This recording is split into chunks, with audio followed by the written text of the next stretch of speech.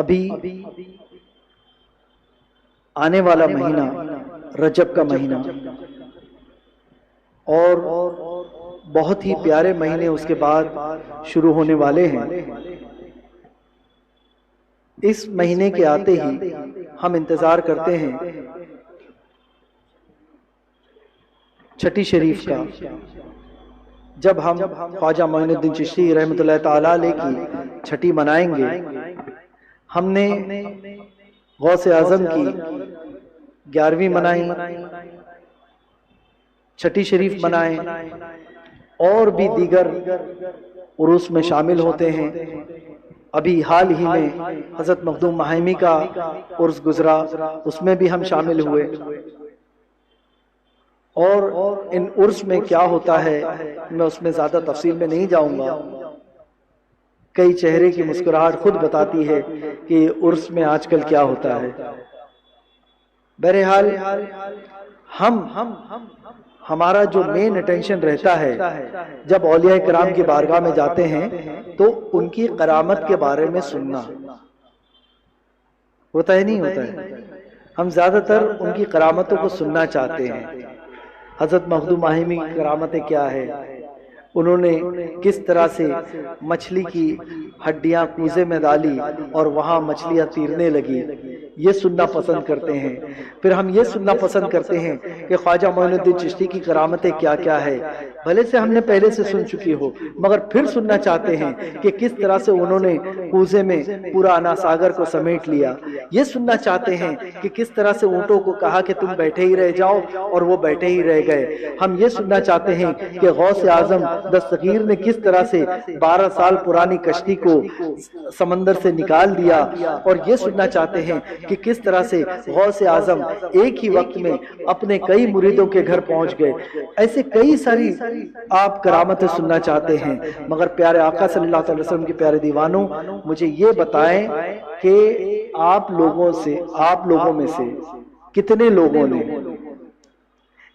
امام غزالی کی کرامت دیکھی ہے؟ حضور سیدی اعلی حضرت کی کرامت دیکھی ہے، خواجہ معین الدین چشتی رحمۃ اللہ تعالی علیہ کی کرامتیں دیکھی ہیں، حضور خواجہ گیسو دراز کی کرامتیں دیکھی ہے، حضور غوث اعظم کی کرامتیں دیکھی ہے۔ آپ مجھے ایسی کرامتیں بتائیں جو آپ نے دیکھی ہے، مجھے وہ کرامتیں نہ بتائیں جو آپ نے سنی ہیں۔ کیا ایسی کوئی کرامتیں مجھے بتا سکتا ہے جو آپ نے دیکھی ہو؟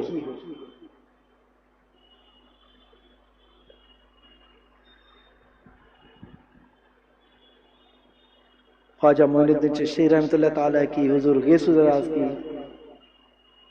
سیدی اعلی حضرت کی،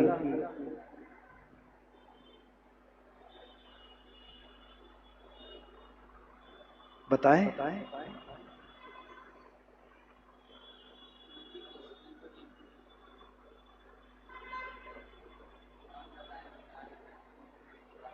سبحان اللہ، سبحان اللہ، سبحان اللہ۔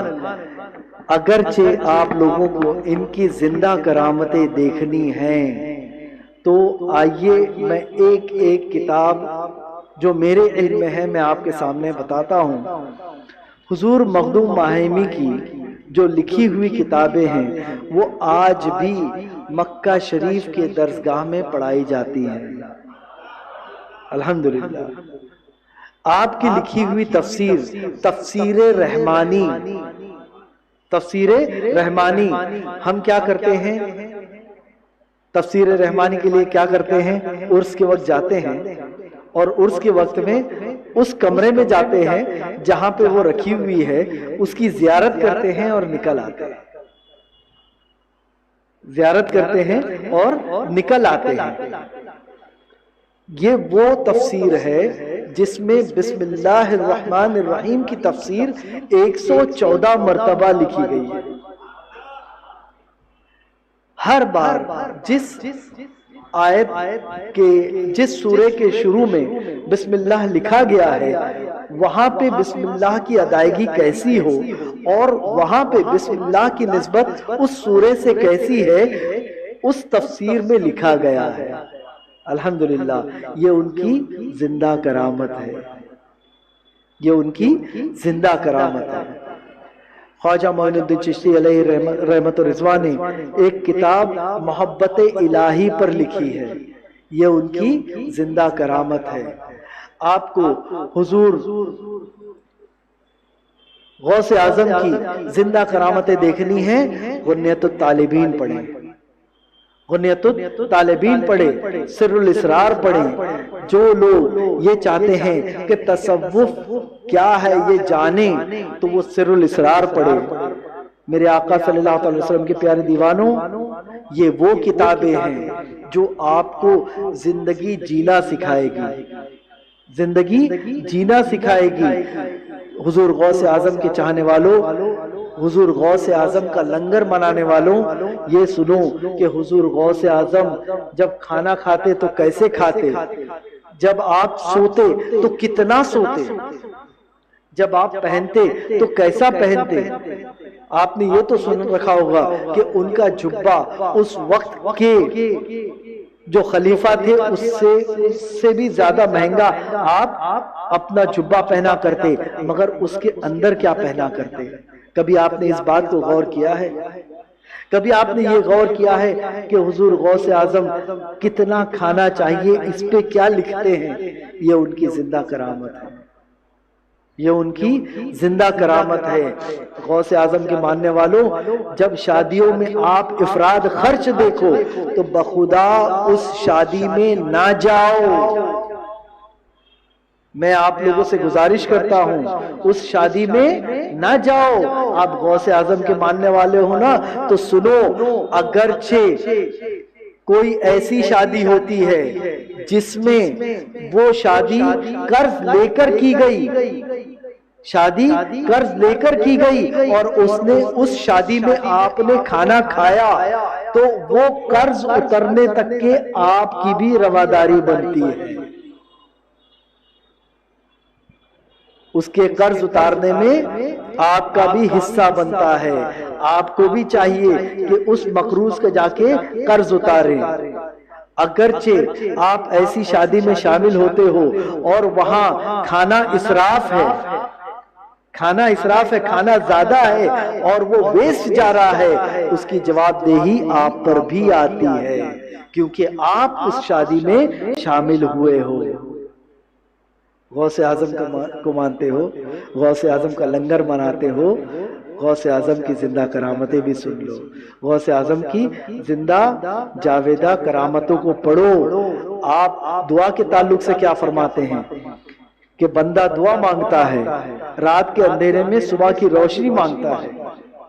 شیخ لکھتے ہیں جس کا مفہوم ہے کہ رات کے اندھیرے میں صبح کی روشنی مانگتا ہے، ابھی صبح کا وقت نہیں ہوا مگر وہ مانگے جاتا ہے، مگر وہ مانگے جاتا ہے، اور مانگے ضرور مانگے کیونکہ نہیں مانگنے والا اس لاش کی طرح ہے جس کے ساتھ تم جو کرو اسے کوئی فرق نہیں پڑتا۔ اس لیے مانگو، اور تمہیں جب وقت آئے گا تو صبح تمہارے لیے باقی لوگوں سے زیادہ حسین ہوگی، باقی لوگوں سے زیادہ حسین ہوگی۔ آپ ایک اور جگہ فرماتے ہیں کہ بندہ نہیں جانتا کہ اس کے لیے بہتر کیا ہے، بندہ نہیں جانتا کہ اس کے لیے بہتر کیا ہے، وہ رب تعالیٰ سے وہ مانگتا ہے جو وہ چاہتا ہے، جبکہ رب تعالیٰ وہ دیتا ہے جو اس کے لیے بہتر ہوتا ہے۔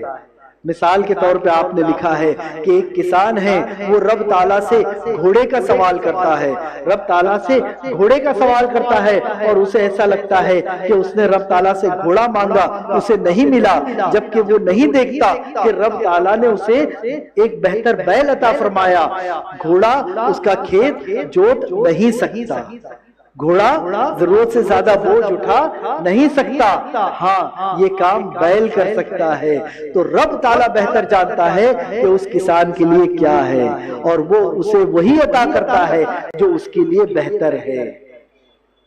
یہ آپ پڑھو، یہ پڑھو۔ جب آپ یہ پڑھو گے تب آپ کو پتا چلے گا کہ یہ زندہ کرامتیں ہیں، یہ زندگی کو بدلنے والی کتاب ہے۔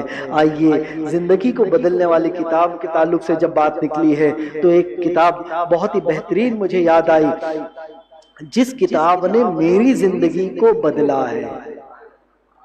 الحمدللہ مجھ پر احسان ہے امام غزالی رحمت اللہ تعالی علیہ کا، مجھ پر احسان ہے،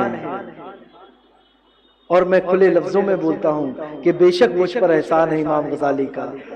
امام غزالی رحمت اللہ تعالی علیہ، میں انگلش میڈیم سے پڑھا ہوں، پہلی کتاب جو میں نے مکمل اردو میں پڑھی ہے تو وہ امام غزالی کی مکاشفۃ القلوب، الحمدللہ۔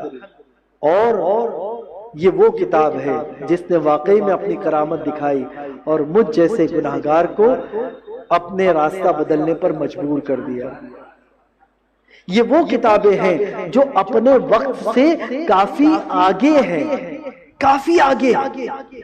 امام غزالی رحمت اللہ تعالی کی مکاشفۃ القلوب، احیاء علوم، یہ وہ کتابیں ہیں جو اپنے وقت سے کافی پہلے لکھی گئی تھی، کافی پہلے لکھی گئی تھی۔ میں آپ کو بتا دوں کہ امام غزالی رحمت اللہ تعالی علیہ نے اپنی کتاب میں ایک بات نقش فرمائی ہے کہ 4 طرح کے لوگ ہوتے ہیں، 4 طرح کے لوگ ہوتے ہیں۔ ایک وہ جس کے پاس علم ہے اور وہ جانتا ہے کہ اس کے پاس علم ہے، وہ عالم ہے، اس کے ساتھ ہو جاؤ۔ ایک وہ جس کے پاس علم ہے اور وہ جانتا ہے کہ اس کے پاس علم ہے، وہ عالم ہے، اس کے ساتھ ہو جاؤ۔ ایک وہ جس کے پاس علم ہے مگر وہ نہیں جانتا کہ اس کے پاس علم ہے، وہ سویا ہے، اسے جگاؤ، وہ سویا ہے، اسے جگاؤ۔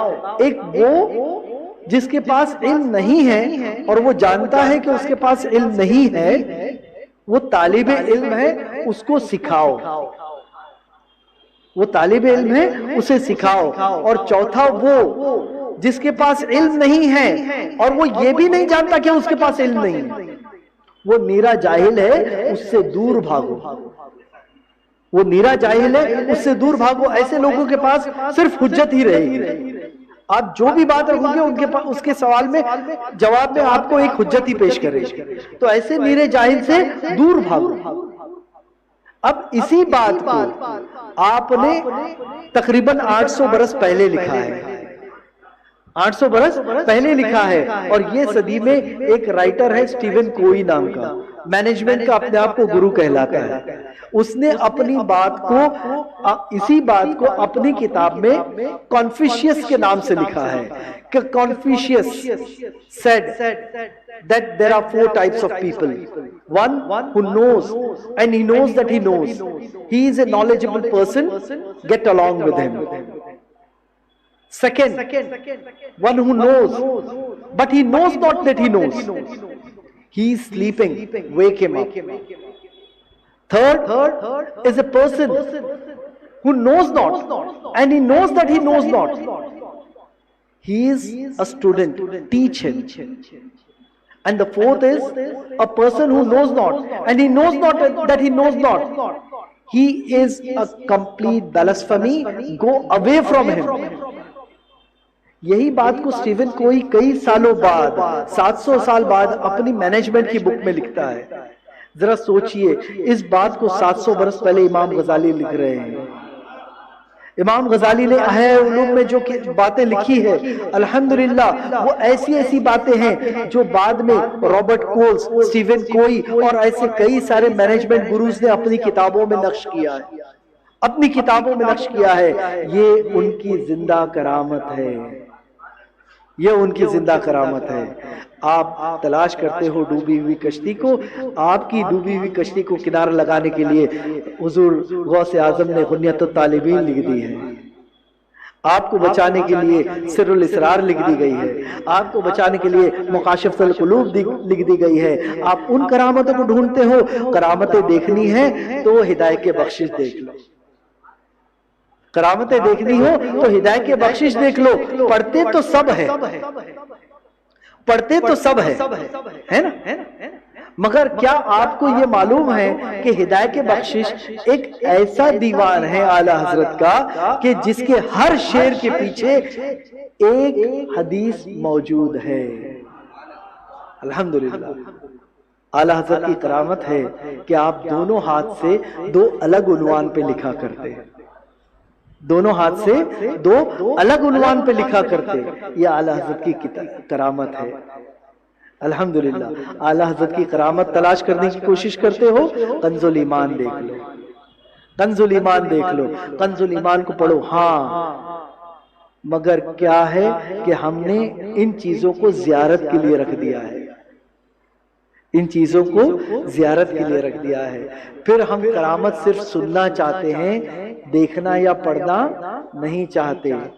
اپنی زندگی کی روش کو بدلو, اپنی زندگی کی روش کو بدلو, اپنے زندگی کے طریقے کو بدلو. Change your life style, change your life style. آپ اگرچہ اپنی زندگی میں تبدیلی لانا چاہتے ہو تو کرامت کو سننے کی بجائے کرامتوں کو پڑھنا شروع کرو, کرامتوں کو پڑھنا شروع کرو. اللہ تبارک و تعالی ہم سب کو نیک عمل کرنے کی توفیق رفیق عطا فرمائے.